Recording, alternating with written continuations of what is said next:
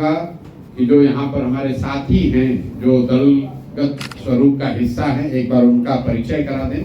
सत्यनारायण शर्मा जी, अगर आप एक बार सबका एक सिरे से परिचय करा दें, उसके बाद हम लोग प्रेस की प्रक्रिया को शुरू करेंगे। सर के बगल में बैठे हुए हैं कटिहार के पूर्व जिला पदाधिकारी, पूर्व अनुमंडल पदाधिकारी श्री ललन सिंह साहब। उनके बगल में है 3 बार के मुखिया, वर्तमान कटिहार जिला जनसुराज पार्टी के जिलाध्यक्ष मंसूर साहब। तो बगल में है कटिहार के जाने माने चिकित्सक डॉक्टर गाजी साहब, जो पिछले 2 वर्षों से जनसुराज की एक स्तंभ बने हुए कटिहार में। उनके बगल में है प्रभाकर कुमार प्रभार, जो कि अपने जनसुराज पार्टी के युवा नेता हैं, बहुत सक्रिय भी रहते हैं। इधर हम लोग के बगल में है डॉक्टर गौतम साहब, जो कि लंदन से आके कटिहार की जनसुराज की सेवा करने के लिए बिहार आए हैं और कटिहार में काफी सक्रिय भी है। उनके बगल में है श्री सीमा पुरमे जी, जो प्रदेश महिला जनसुराज की महासचिव भी हैं और काफी सक्रिय रहती है। उधर हमारे युवा नेता हर्ष अग्रवाल जी हैं, जो बहुत कम दिन पहले ही पार्टी की कमान संभाले थे और आज उनका कार्य करने का तरीका और दमखम भी नजर आया कि बहुत अच्छा कार्य उन्होंने किया है, देखने में बहुत अच्छा लगा। तो सभी साथियों का मंच पर स्वागत है। आपका परिचय इसलिए भी कराया हम लोगों ने कि आप सभी साथियों में से पत्रकार बंधुओं को अगर कोई सवाल इनसे भी पूछना हो तो आप इनसे ही सवाल पूछें। सारे सवालों का जवाब मेरे पास हो ये जरूरी नहीं है। बहुत सारी ऐसी बात है जो ये लोग हमसे बेहतर उसका जवाब दे सकते हैं। तो प्रेस की प्रक्रिया को शुरू करने से पहले मैं आपको जनसुराज के उद्देश्य को फिर से एक बार दोहरा देता हूँ। इस दल को बनाने के पीछे जो मंशा है, जो उद्देश्य है, वो ये है कि पिछले 30-35 साल से बिहार में राजनीतिक विकल्प न होने की वजह से जो लालू जी के डर से भाजपा को और भाजपा के डर से लालू जी को वोट देने की परंपरा चली आ रही है, उस राजनीतिक बंधुआ मजदूरी से लोगों को निकालने के लिए बिहार में भी शिक्षा, पलायन, विकास की राजनीति की शुरुआत करने के लिए लोगों के सामने एक बेहतर और ईमानदार विकल्प देने के नियत से जो प्रयास 2-2.5 वर्ष पहले शुरू किया गया, अब उसका दलगत स्वरूप है। पूरे राज्य में उस दल का संगठन है और हम लोगों ने घोषणा की है कि आने वाले विधानसभा चुनाव में पूरे के पूरे 243 सीटों पर जनसुराज अपने दम पर अपने साथियों के साथ मिलकर चुनाव लड़ेगा, जनता के सामने एक ईमानदार और सशक्त विकल्प रखेगा, ताकि लोग मजबूरी में जानते समझते हुए भी गलत व्यक्ति को वोट देने की जो उनकी परंपरा रही है उससे बाहर निकल सके और बिहार में भी शिक्षा और रोजगार की बात हो, एक नया राजनीति की शुरुआत हो। इस नियत से इस चीज को शुरू किया गया है और उसी के तहत मैं आज यहाँ कटिहार में आया हूँ। बनिहारी मेरी सभा है। कल हम लोग पूर्णिया और अररिया में थे। बनमनखी में मेरी एक सभा थी, अररिया में इफ्तार था और उसके बाद पूर्णिया शहर में प्रबुद्ध लोगों के साथ एक बैठक थी। आज मैं यहाँ अभी प्रेस करूंगा और इसके बाद हम लोग मनिहारी में एक जनसभा करेंगे और आने वाले कुछ समय में मैं अपना लंबा समय, कम से कम 2 हफ्ते या 1 महीना सीमांचल के 4-5 जिलों में जनसुराज को मजबूत करने के लिए अपना पूरा समय लगाऊंगा।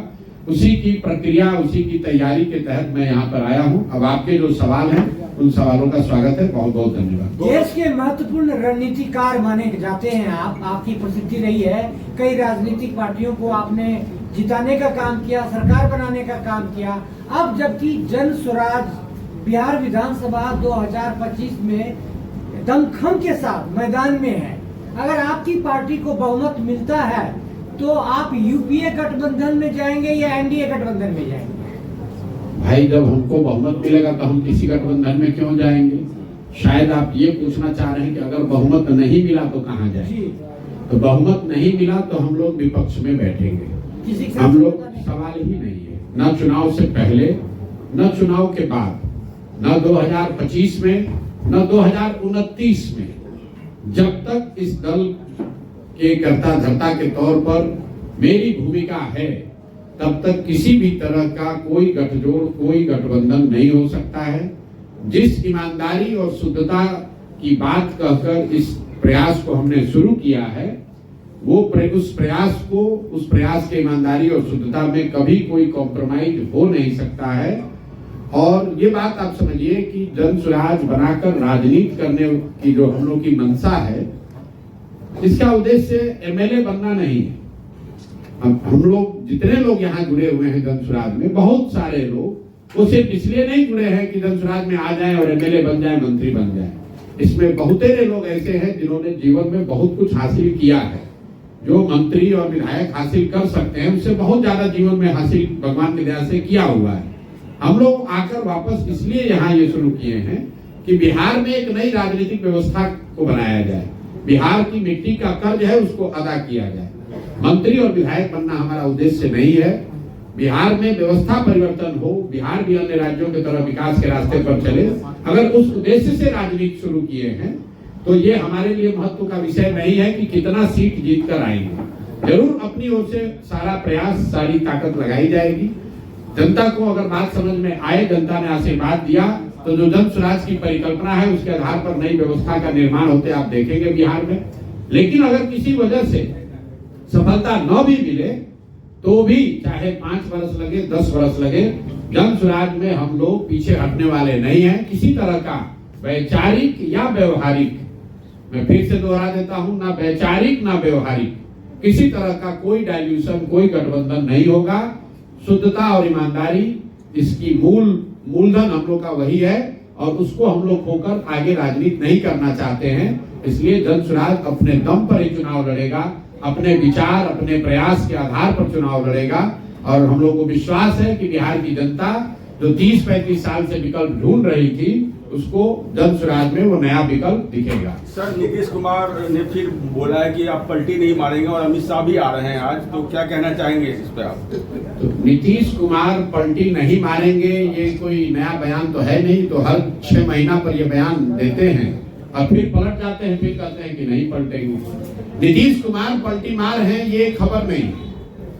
खबर ये है या विचार योग्य बात ये है कि क्या नीतीश कुमार अकेले पलटी मार हैं कि राजद और भाजपा वाले भी बिहार में पलटी मार हैं? नीतीश कुमार पलटी इसलिए मार पा रहे हैं क्योंकि दूसरे दल भी उनके साथ पलटी मारने को तैयार है। आपको याद होगा जब पिछली बार नीतीश कुमार महागठबंधन में गए थे तो जिस अमित शाह की आप बात कर रहे हैं, यही अमित शाह आकर कहे थे कि नीतीश कुमार के लिए अब दरवाजे बंद हैं। तो जो मजाक में लोग कहते हैं कि अमित शाह दरवाजा तो बंद किए थे, शायद छिटकिनी लगाना भूल गए थे। फिर नीतीश कुमार के साथ गलबैया कर रहे हैं। जो तेजस्वी यादव चिल्ला कर 2 साल तक नीतीश कुमार को पलटू चाचा कह रहे थे, जब नीतीश कुमार पलट कर उनके पास गए तो उनको फिर वो विकास पुरुष बताने लगे। तो ये पलटी मार राजनीति से बिहार का जो नुकसान हुआ है उससे निकलने का एकमात्र तरीका है जन स्वराज। और अमित शाह बिहार आ रहे हैं ये कोई खबर थोड़ी ना है। अब खबर ये है कि आगे चुनाव है नवंबर में, तो अभी से लेकर नवंबर तक अमित शाह और मोदी जी को बिहार ही दिखेगा। बिहार की चिंता सताएगी, सारे केंद्र की योजनाओं की घोषणा बिहार से होगी। बिहार में विक्रमशिला और नालंदा भी कभी था, इसकी चर्चा होगी। बिहार के गौरवशाली इतिहास की चर्चा लोग करेंगे, लेकिन ये नहीं बताएंगे कि पिछले 14-15 साल में दिल्ली में रहते हुए आपने बिहार के लोगों के पढ़ाई के लिए, रोजगार के लिए क्या किया। ये नहीं बताएंगे कि सूरत में, गुजरात में जो 5 लाख बच्चे बिहार के मजदूरी कर रहे हैं वो कब आकर बिहार में अपने लिए रोजी रोजगार ढूंढ पाएंगे। तो ये कोई नई बात नहीं है। जहाँ ये पिछले 10 साल से हम लोग देख रहे हैं, मोदी शाह जहां चुनाव होता है वहीं पर ये लोग कैंप करते हैं, वहीं पर आते हैं। अब जैसे बिहार में चुनाव खत्म होगा तो इनको बंगाल और तमिलनाडु दिखने लगेगा। फिर चुनाव खत्म होने के बाद मोदी जी नहीं दिखेंगे, लेकिन अभी चुनाव है तो मोदी जी और शाह उनको यही दिखना है, बिहार ही आना, इसमें नहीं बात क्या है। सर एक सवाल है कि बीजेपी को लेकर जदयू गठबंधन और कांग्रेस आरजेडी गठबंधन दोनों में से किसी एक को चुनना हो तो आप किसे चुनेंगे? किसी को नहीं चुनेंगे। मैंने आपको बता दिया कि भाई बिहार में 243 सीट है, हम लोग 243 सीट लड़ रहे हैं। तो आप बताइए कि किसके साथ गठबंधन हो सकता है? सीट तो बढ़ नहीं सकता है। तो जब हम सीट छोड़ने को तैयार ही नहीं है तो कैसे गठबंधन होगा? आपने कहा चुनाव के बाद क्या कीजिएगा, तो चुनाव के बाद हमारा पूरा विश्वास है कि जन स्वराज को अपने दम पर बहुमत मिलेगा। आप कहिएगा नहीं मिलेगा, मैं कह रहा हूं अगर नहीं भी मिलेगा तो विपक्ष में बैठेंगे, क्या दिक्कत है? हमें हड़बड़ी नहीं है, हमें कोई घबराहट नहीं है, तो आपको क्यों घबराहट है? हम 2-2.5 बरस से पैदल चल रहे हैं, लोग आकर यही कहते हैं कि भैया आपसे बहुत उम्मीद है, आप पर भरोसा है। अगर उस भरोसे, उस उम्मीद को हम तोड़ देंगे तो जनसुराज के पास, प्रशांत किशोर के पास बचेगा क्या? सर, आपके बारे में लोग कहा जाता है कि जनसुराज को बहुत फंडिंग होती है, बहुत सारी बातें राजनीतिक पार्टियों ने उठाया, तो अगर फंडिंग हो रही है तो वो फंडिंग के बारे में थोड़ा पारदर्शिता उस पर बताएं। दूसरा ये कि क्या यही वजह है कि आपके यहाँ ईडी सीबीआई का रेट नहीं हो रहा है, इसीलिए विपक्षी पार्टियां कहती है कि आप भाजपा की बी टीम है? पहली बात जो आपने दूसरा सवाल पूछा कि सोनिया गांधी पर ईडी सीबीआई का रेड हुआ है, क्या सोनिया गांधी पर ईडी सीबीआई का रेड हुआ है? कांग्रेस के और लोग, मेरी बात सुन लो भाई, आपका अगर तर्क ये है कि जिस पर भी ईडी सीबीआई का रेड न हो वो भाजपा का बी टीम है, तब तो सोनिया गांधी पर भी ईडी सीबीआई का रेड नहीं हुआ है, प्रियंका गांधी, राहुल गांधी के घर पर भी छापा नहीं पड़ा है, तो क्या भाजपा की बी टीम है? भाजपा की बी टीम है, ये कौन कह रहा है? ये राजद वाले कह रहे हैं। स्वाभाविक है, उनका वोट खिसक रहा है, जो मुसलमानों को भाजपा का डर दिखाकर पिछले 30-35 साल से राजद वाले उनका शोषण कर रहे हैं। अब उनको ये डर सता रहा है कि हमारे लालटेन में जिन मुसलमानों की खून पसीने को किरासन तेल बनाकर आप जला रहे हैं, अपने घर में रोशनी कर रहे हैं, वो मुसलमानों को, उन साथियों को आज एक नया विकल्प जनसुराज में मिल गया। मैं ये नहीं कह रहा हूं कि सारा मुसलमान जनसुराज में आ गया है, लेकिन मुसलमानों के सामने एक विकल्प, एक रास्ता खुल गया। अब इसको रोकने के लिए राजद के पास कुछ कहने के लिए है नहीं। राजद के लोग ये तो कह नहीं सकते हैं कि हम लोगों ने मुसलमानों के लिए, विकास के लिए क्या किया। वो तो ये नहीं कह सकते हैं कि हमने उनके बच्चों को पढ़ाने के लिए, उनके रोजगार के लिए क्या किया। ये नहीं कह सकते हैं कि हमने मुसलमानों को राजनीतिक हिस्सेदारी, भागीदारी दी।